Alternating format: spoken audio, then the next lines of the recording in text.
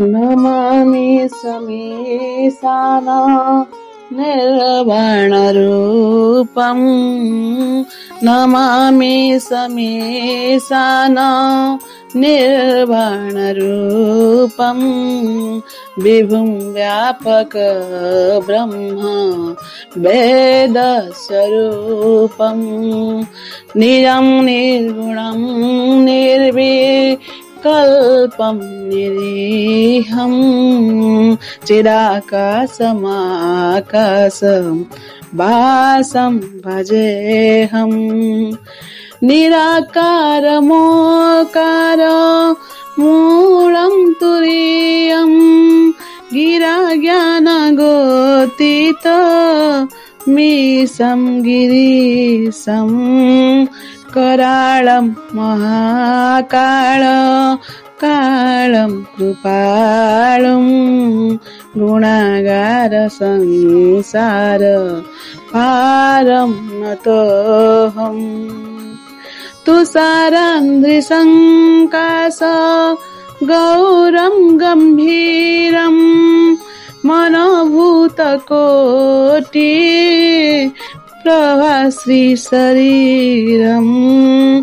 स्फुरन्मल्लिकल्लोलिनी चारुगङ्गा लसद्रालबालेन्दु कंठे भुजंगम चल कुंडलभ्रू सुनेत्रं विशालं प्रसन्नननं नील कंठं दयालं मृगाधीशचर्मा वरं मुन्नमालं प्रिय शंकरं सर्वनाथं भजामि प्रचंडं प्रकीस्थं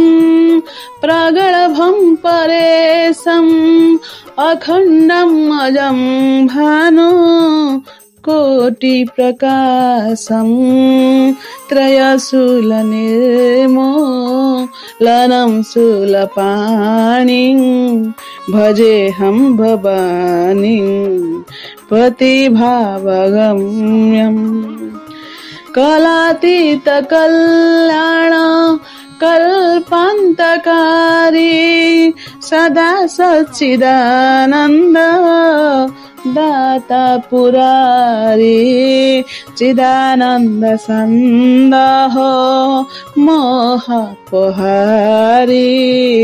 प्रसिद्ध प्रसिद्ध प्रभु मन्मथारिं नयावदुमानाथ